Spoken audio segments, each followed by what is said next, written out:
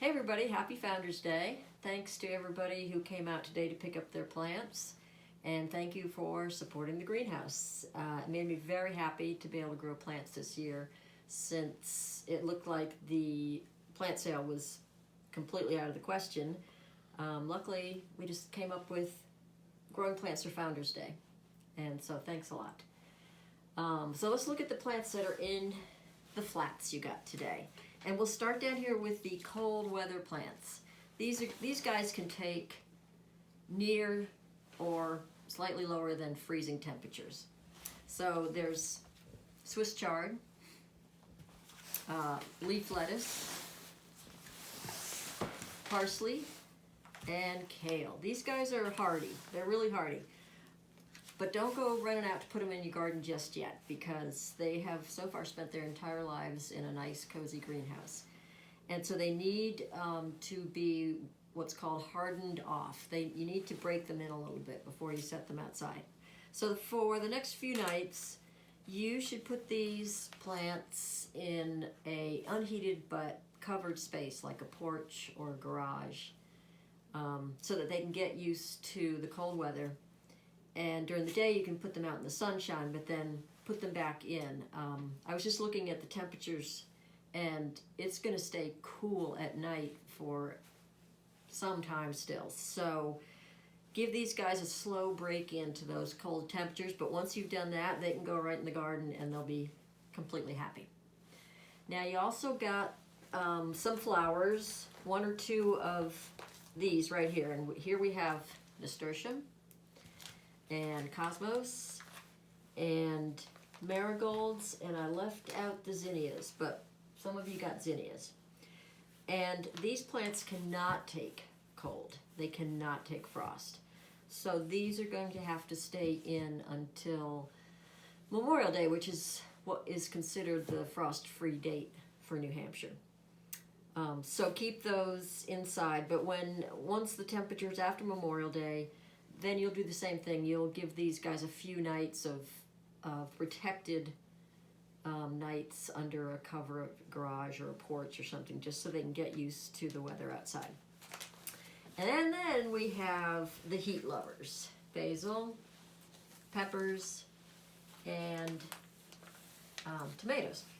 And these guys cannot take any frost whatsoever, and they won't even really do much unless the temperature's over, say, 50 degrees. So these guys definitely have to wait until after Memorial Day. So between now and then, again, you should keep them indoors, especially at night. Sunny day, they can go out in the sun for a little while, but at night you got to bring them back inside. And keep an eye on them, because these little packs don't hold a whole lot of water, and they will dry out quickly, especially on a sunny day. So let's talk about the tomatoes, because there are a few things you can do with tomatoes to improve your harvest. And one of the first things is the way that you plant them. So some of you will have gotten plants that are quite long. Not all of them are this tall, but some of them are. And tomatoes have this unique ability of any garden plant that I know of, actually, to be able to grow roots anywhere on their stem.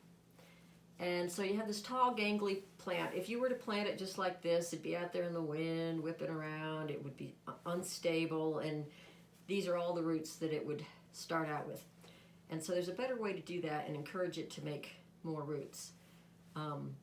So you can pinch off these lower leaves, and you can go pretty much up as far as you want. You could even go to here.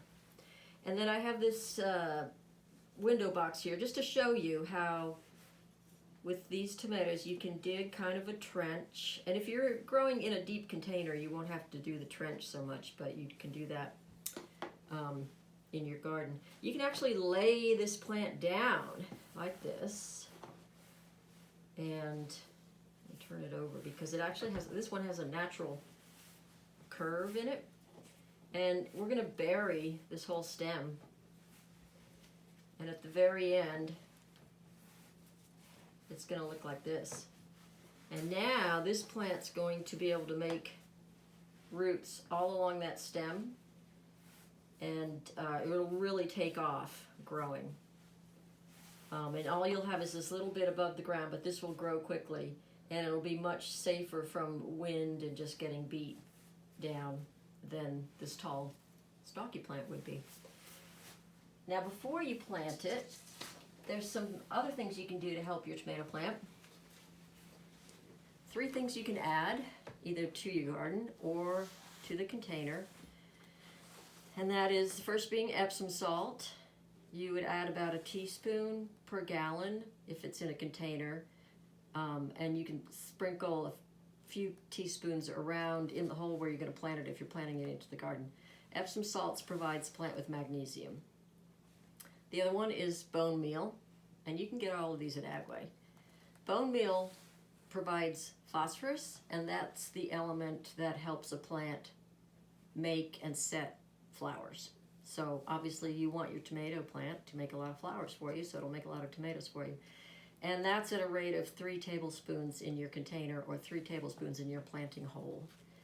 And the last one is calcium nitrate, which supplies calcium, and that helps the plant resist something called blossom end rot.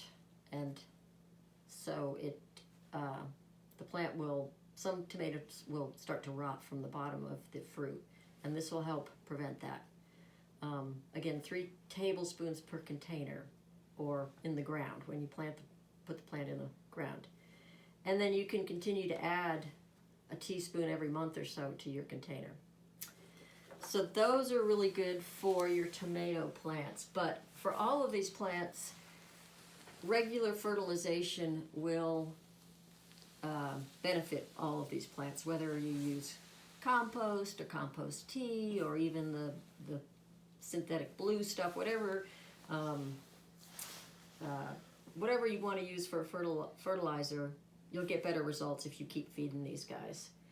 And if you have any questions about, you probably know, these guys will be harvested by the leaf, like lettuce. You can take the leaf, or you can take the whole plant if it gets big. Same with chard. Pick a few leaves and let it keep growing. Same with parsley, and same with the kale.